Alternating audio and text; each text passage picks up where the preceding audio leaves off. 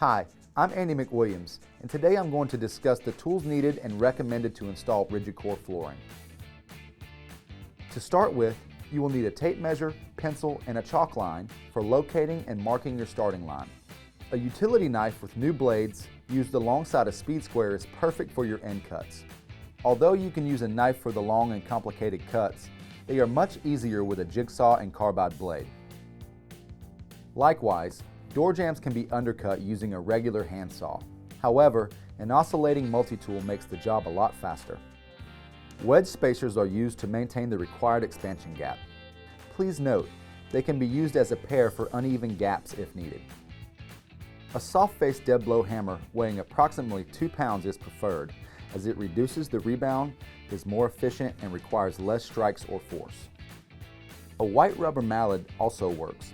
However, it requires a bit more effort and can leave smudges behind.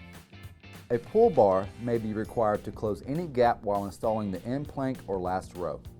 Just remember, hitting the flooring directly will damage the locking mechanism, even with a tapping block, so do not use them.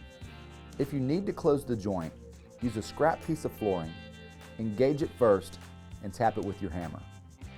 Be sure to always wear appropriate safety gear.